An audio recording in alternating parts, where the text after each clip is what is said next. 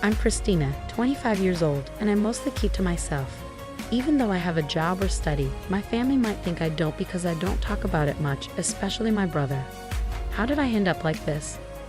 Well, it all goes back to my time in middle school when I started feeling like I couldn't trust people. It's not just one thing that caused it, but mostly because I felt ignored.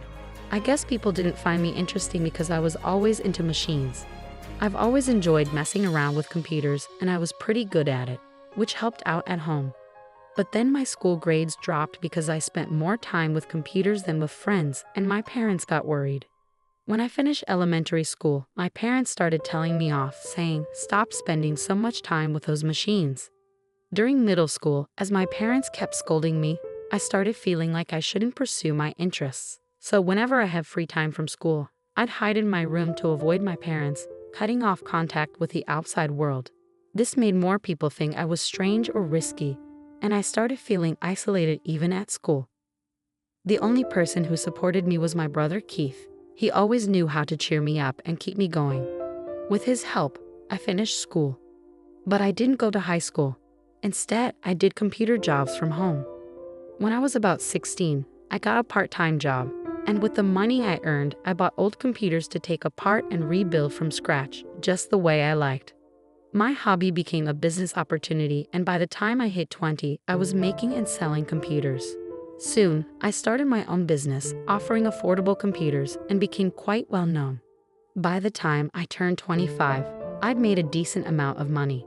I even started contributing $2,500 to my parents' household each month and still had money left over. Even though I tried explaining my job to my parents, they didn't get it. After a few arguments, they decided that as long as I could support myself, they didn't mind what I did. This meant they stopped interfering and I could live as I pleased at home. But my brother still didn't think much of me. My brother used to be my ally, the one who understood me best when I was in school. He was really kind. But maybe he got tired of his sister, who was still at her parents' house tinkering with machines even after turning 20. Over time, he started treating me harshly whenever he saw me. Since I didn't keep quiet about it, we ended up having more conflicts, and now we're not on good terms. Things got even worse after my brother got married. His wife, who we'd known since high school, never really liked me. After hearing about me from my brother, she didn't want to be my sister-in-law and seemed to influence my brother against me. Because of this ongoing situation, I became known as the troublemaker at home. Even though I stayed in my room most of the time, I felt my heart breaking from all the hostility directed at me, which was different from my parents' concerned words. Suddenly, my parents' home, once a cozy sanctuary despite the criticisms, turned into a hostile environment. I no longer felt comfortable there, and it seemed like my parents were being swayed against me while my allies disappeared. Even though I had my own income and contributed to the household expenses, my brother and sister-in-law, who didn't understand my work, saw me as a burden. They started talking about kicking me out and taking over the house. Feeling disconnected from my brother and his plans, I figured leaving wouldn't make much of a difference. Once I found a new place, I wouldn't have to contribute to household expenses anymore, which meant I could save that money instead. It was kind of a silver lining. As I was thinking about moving out, my brother brought up the topic of inheritance out of the blue. He seemed to think that our parents' financial comfort, despite my lack of a traditional job, was due to their wealth. So when the idea of me leaving came up, he suggested, "Since we'll be taking care of Mom and Dad, we should inherit their assets. You should give up your share of the inheritance." But the truth was, the reason our parents could enjoy their lives without working was because I was covering their living expenses. I didn't think they could manage without that money, but my brother saw me as nothing but a burden in my room. Despite feeling like leaving was the best option, I decided to ask one more time out of kindness. "Are you really okay with me leaving?" I asked. My brother just laughed and said, "We'd be happy if you left already." It became clear once again how little he understood. I felt sorry for him and his wife, which made me even more determined to leave. A few days later, I was still in my room, and my brother and sister-in-law were relentless in their efforts to get me out. They kept knocking on my door, convinced Mom to stop cooking for me, and even told me to do my own laundry. But these were all things I'd have to do if I lived alone anyway. I wasn't going to just sit back and let them take my place away from me without a fight. Sure, I wasn't happy about it, but I wasn't about to accept it either. I was being unfairly pushed out, and I wasn't going to take it lying down. After all, I'm skilled with machines, something my brother seemed to forget. He didn't realize the power I had with a computer at my disposal. I wasn't the type to quietly obey orders and leave. My brother's marriage, with me as the reclusive sister, was the only chance for our parents to have a grandchild. They were so focused on that, they didn't see how wrong it was for me to leave. So I decided to set up a little surprise for them, a trap that would spring into action as soon as I left the house. After finding a new place to live and completing all the necessary procedures, I was ready to leave my family home. Just before I departed, I left a farewell message for my parents and brother. I've been supporting the family, and you've forgotten all the good I've done. I hope you realize who the real burden on our family wealth is. My parents seemed surprised for a moment, but they probably trusted that my brother would figure things out somehow. They all brushed off my words as bitterness. I knew they didn't take me seriously. But for now, I believed it was best to leave things this way. So I left the house. I took a significant amount of equipment from my family home and bought additional items, along with necessary furniture and appliances for my new place.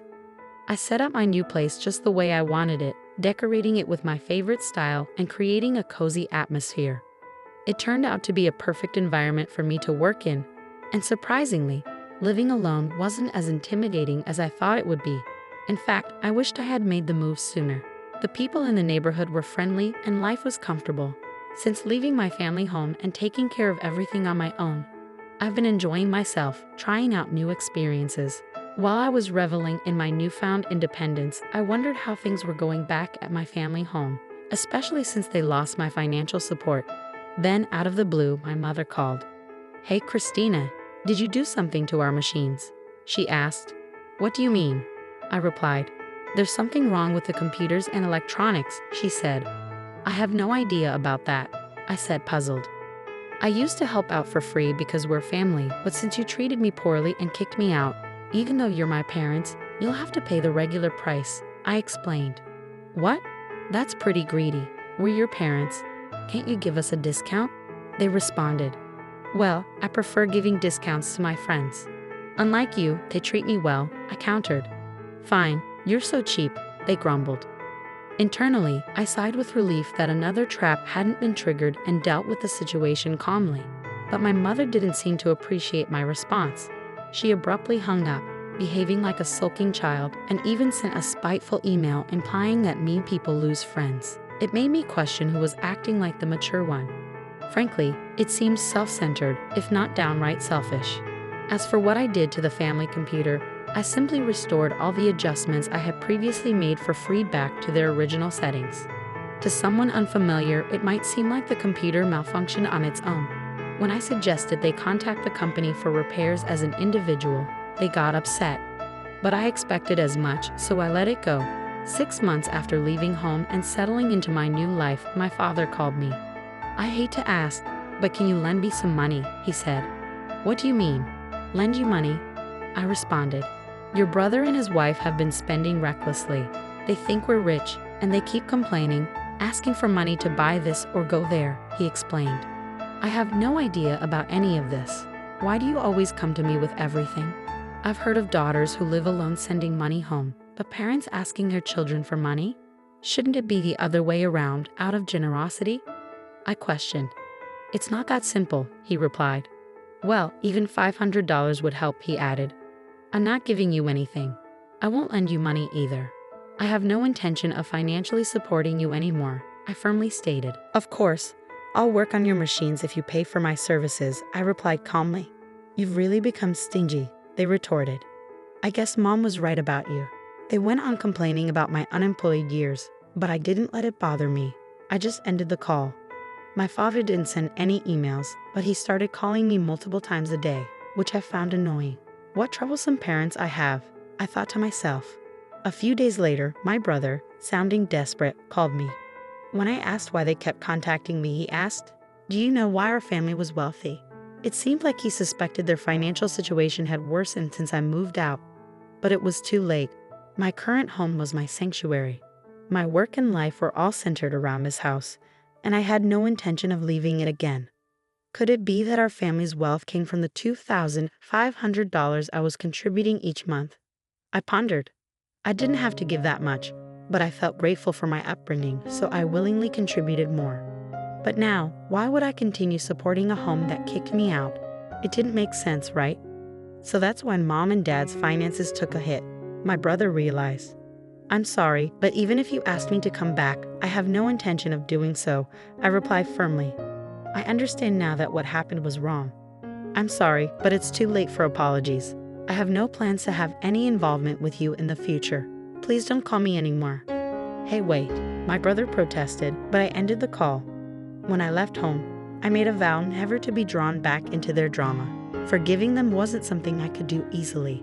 I decided to cancel my cell phone contract to avoid the constant calls. 5 years have passed since then, and I've moved on. I got married and started a new chapter in my life. My partner is in the same line of work as me, so he understands my lifestyle and helps out with household chores. Although I thought about reaching out to my parents since they're technically family, I felt it was too late. I hadn't made any attempts to reconnect. However, my husband expressed an interest in meeting my parents and learning about their current situation. To gain insight, I hired a detective to investigate. What we discovered was shocking. My parents, desperate to maintain their lifestyle and keep my brother and his wife tied to the family home, had accrued a mountain of debt from various lenders.